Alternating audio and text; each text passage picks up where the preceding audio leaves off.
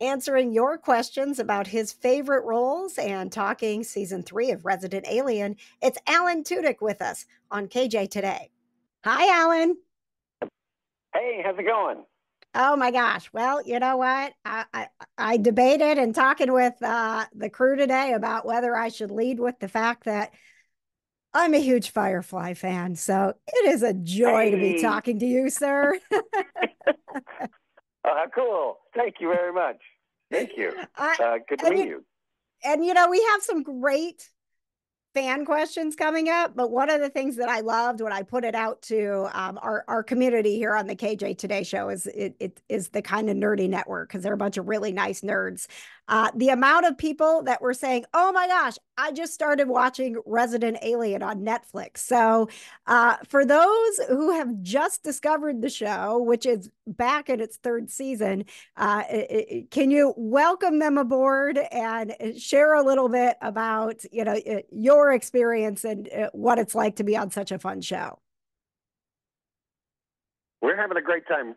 I play an alien who is not not great at being a human. He didn't study to be a human when he came down. He was just going to kill everyone. He was going to drop a bomb and kill everyone and then fly away. But he crashes and takes over this human body and gets pulled into this small town in Colorado. And he's learning all sorts of things about the human body while he's going. He learns most of his behavior from watching Law and Order, and he likes one human. He's got it down at least one, and he's spread it out to after season 2. He likes 2 humans, but this season he begrudgingly likes a kid. He's been trying to kill this kid for a while, so now he finally is like, okay, I like you. And in season 3, he's sort of in his developmental stage of teenage years, and this season I fall in love with a actress named Edie Patterson. Her character is a Blue Evian, which is the most beautiful alien in the universe, and she and I have a torrid love affair. It's incredible. It's the first love.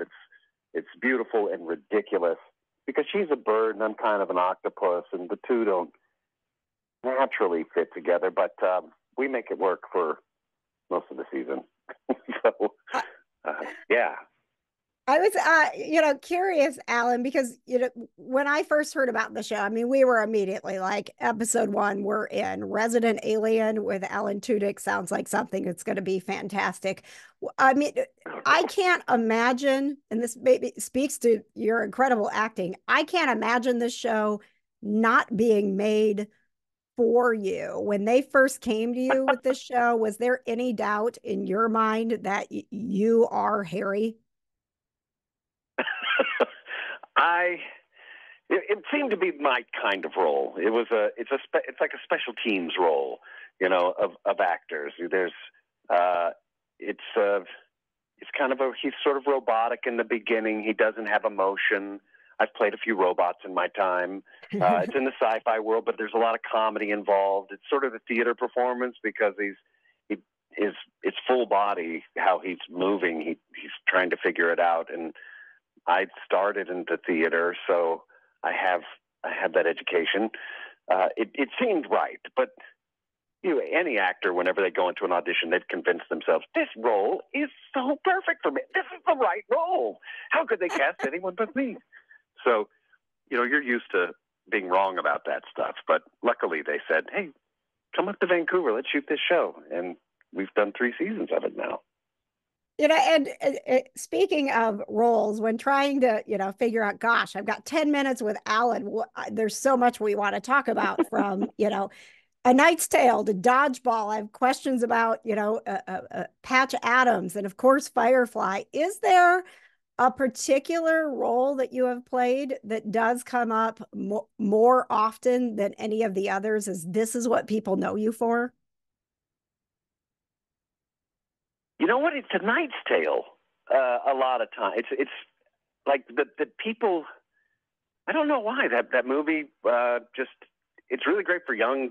Like if I had children, I would show it to them because it's got it's a fairy tale and there's no blood and it's just a fun movie, good music. They recognize my face from that. Firefly, also Firefly, which was a TV show that was on, for only 14 episodes, but the fans from Firefly know Firefly, and if they seen me out, they'll come up just to say, hey, I'm a leaf on the wind. They'll say, some line from the show or whatever, just huge Firefly fan. And so I meet a lot of those people as well, which is great. They got a whole movie made, the fans from Firefly. After 14 episodes, the love that came from them convinced the studio to make a movie. So thanks. Oh. Thanks. I was going to say, you can't see me, but I was working in radio promotions when Firefly came out, and I have the flask that was sent, the Firefly flask that was sent from Fox. It's so beat up at this point, but it literally sits on my shelf. I am, one of those people. Do you have one of the flasks? Do you have this? No, I didn't even know it existed. No. Oh my gosh. How cool. It's the coolest thing, and it already came kind of like beat up, as it should be, being a part of Serenity, right? You need to go look. I don't know, maybe they're on eBay. You can't have my flask, Alan. How cool. I didn't know that Fox did any promotion. That's great. That's great to hear. They were It didn't seem like it, right? But I have a flask that is proof that they tried a little bit to keep the ship flying. Cool, very cool. Alan, I want to switch over to your voice work real quick because, again, I go to our network and I'm like, what do you want to know? And it came up over and over. People just love Hey Hey the Rooster from Moana and wanting to know, how much time you spent in studio, with your ton of talent and your training at Juilliard, making rooster sounds. I think it was 4 hours, 4 or 6 hours. That was it. They had finished the movie. There was really no, I mean, they didn't need to consult with me on character development or anything like that. So, we just watched it a few times, and I would cluck along with the thing. He's on the boat. He goes underwater. And he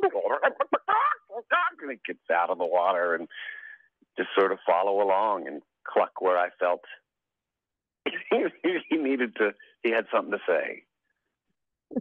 We are talking with Alan Tudyk. Resident Alien is back for its 3rd season. And before I let you go, we got to talk Star Wars, man.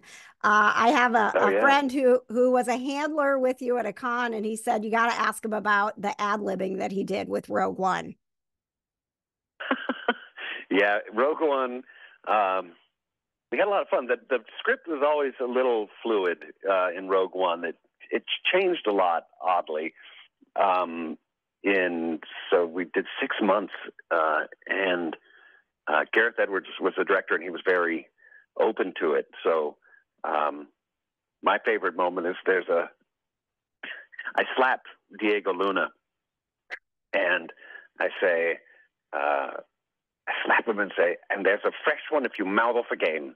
And that wasn't in the script at all. And what's great is they used the take. I just did it because when you're a motion capture actor, they end up, they color you out and they put in the robot and they use all your movements and your voice. But so what that means is you only have to do it right once. And then after that, every take after that is yours to play with because they can just put the right one in. It's very easy to screw around. So I screwed around a lot. And they use that take, and Diego is laughing. He barely covers his face. He covers his face to get hit because he just got hit in the face. But you can see the other half of the smile that he doesn't cover up, and it's a funny little Easter egg moment there that he's laughing on in the movie of Rogue One, which is not a funny movie as much as it is a tragedy.